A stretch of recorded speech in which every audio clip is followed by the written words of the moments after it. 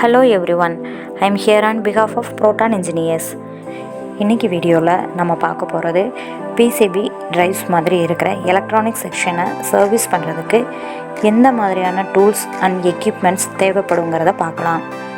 இந்த டூல்ஸ் எல்லாத்தையும் மேஜராக 5 கேட்டகரியில் இன்க்ளூட் பண்ணிடலாம். அது என்னங்கிறது இப்போ பார்க்கலாம். Soldering equipments, measuring equipments, hand tools, optical equipments, power supply units.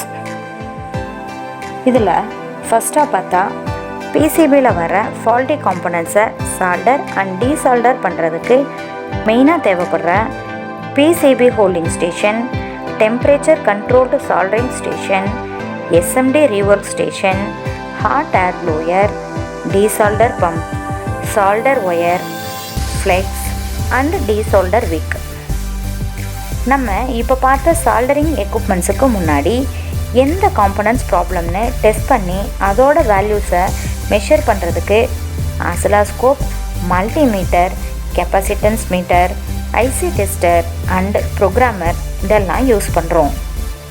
இந்த எல்லா டெஸ்டிங் இன்ஸ்ட்ருமெண்ட்ஸ்லேயும் நிறைய ஃபியூச்சர்ஸ் இருக்கும். நம்ம பர்பஸ் அண்ட் பட்ஜெட்டுக்கு ஏற்ற மாதிரி சூஸ் பண்ணிக்கலாம். நம்ம லேபில் யூஸ் பண்ணுற ஒவ்வொரு செக்ஷனுக்கும் சம்மந்தம் இருக்கும். அது மாதிரியே நம்ம யூஸ் பண்ணுற டூல்ஸும் மேஜர் ரோல் ப்ளே பண்ணும்.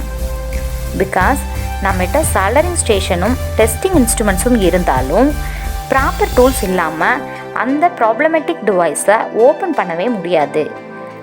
டூல்ஸில் மேஜராக யூஸ் பண்ணுறது double ended spanner, Allen keys, star head Allen keys, box types spanners, standard screw driver set, IC extractor, tweezer, cutting plier, nose plier. அடுத்து ஃபால்ட் ஃபைண்டிங்க்கு ஹெல்ப்ஃபுல்லாக இருக்கிறது ஆப்டிக்கல் எக்யூப்மெண்ட்ஸ். ஏன்னா இன்றைக்கி வரக்கூடிய SMD காம்பனன்ட்ஸ் தென் அதோட ட்ராக்ஸ் ரொம்ப சின்னதாக இருக்கும். ஸோ மைக்ரோஸ்கோப் இல்லைன்னா ஜூம் லென்ஸ் வழியாக தான் பார்க்குற மாதிரி இருக்கும். இதில் ஒரு சில அப்ளிகேஷனுக்கு சிஸ்டமைஸ்டு மைக்ரோஸ்கோப்பும் யூஸ் பண்ண வேண்டி இருக்கும். லாஸ்ட்டாக பார்த்தோம்னா பவர் சப்ளை.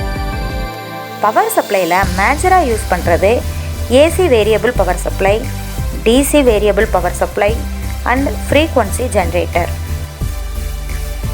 AC பவர் சப்ளைன்னு பார்த்தா அது மோஸ்ட்லி வேரியாக் இல்லைன்னா மல்டி டேப்டு டிரான்ஸ்ஃபார்மராக தான் இருக்கும்.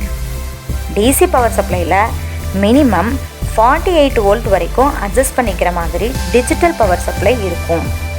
அதுபோக ஒரு சில இடத்துல SMPS யூஸ் பண்ணியிருப்பாங்க. ஒரு சில பிளேஸில் ஃப்ரீக்வன்சி வேரி பண்ணுற மாதிரி சுச்சுவேஷனில் நமக்கு தேவையான ஹெட்ஸ்லையோ இல்லை கிலோ ஹெட்ஸ்லையோ இதை வச்சு செட் பண்ணிக்கலாம்.